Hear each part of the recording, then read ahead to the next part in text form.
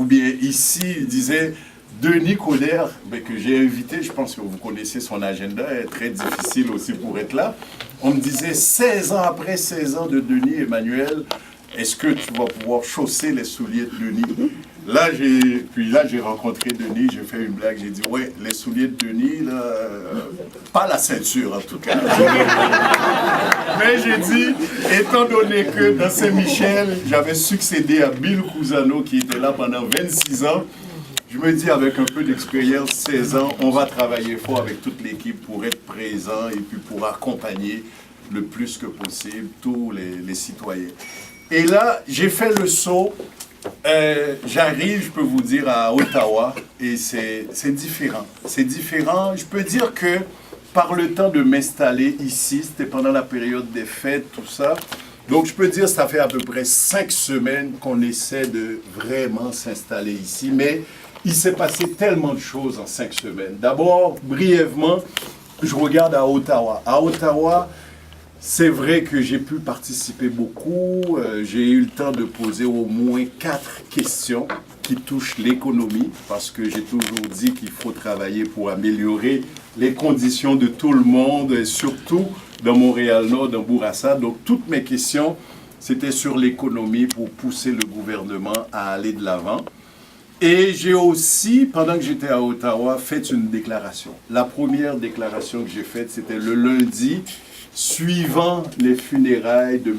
Ryan. Plusieurs d'entre vous, on était là à l'église Sainte-Gertrude le samedi, et j'avais cette possibilité-là de souligner effectivement ce que M. Ryan avait fait dans Montréal-Nord. Bon, j'ai souligné, et puis j'ai souhaité aussi condoléances à toute la famille. Bon, ça c'était pour Ottawa. Ici dans le comté, mais j'ai pas la chance encore d'être au bureau. Je peux vous dire que quand je viens ici, des fois, à quelques occasions, le samedi, j'ai un trousseau de clés. Quand j'arrive ici, je les rends toutes les clés. Je ne sais même pas laquelle est pour la porte ici, parce que je ne viens pas souvent. Je passe ma semaine à Ottawa. Oui. D'ailleurs, aujourd'hui, j'arrive d'Ottawa. J'ai demandé une permission pour quitter à midi, de façon à être ici à temps. Donc, c'est du lundi au vendredi. Mais pour faire tout ce travail-là, ben, je ne suis pas seul. Les gens sont satisfaits. Les quelques personnes qui ont appelé ou bien qui sont venues sont très satisfaites, parce que j'ai une équipe qui m'accompagne. Et c'est pour ça que je veux vous inviter à continuer à m'appeler puis à venir me voir, parce que j'ai une équipe excellente et qui connaît très bien ça, que je veux vous montrer leur visage. On a la jeune Roselyne Zamor qui est ici. De faire le contact pour moi avec tous les organismes, les entreprises, et puis on se promène. Elle fait ce qu'on appelle l'advance. Donc on a vu tantôt Liette est arrivée avant Rita DeSantis, tout ça. Bon, elle fait ce travail-là aussi. Et j'ai aussi Emilia Diakovo qui est là.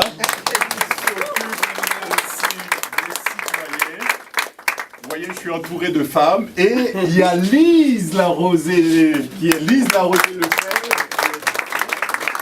qui auprès des citoyens. Donc vous avez quelconque problème là au niveau immigration, assurance, emploi, n'hésitez pas. Et j'ai aussi 2 personnes importantes qui accompagnent aussi toute l'équipe. J'ai d'abord Sylvia Lobienko qui de temps en temps, effectivement, vient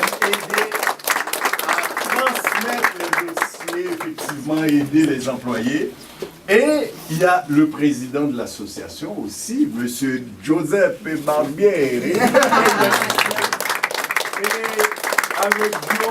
avec toute son expérience aussi dans toutes sortes de domaines et dans la construction, il m'a énormément accompagné à dessiner les bureaux qui sont ici, puis à suivre les travailleurs qui venaient ici.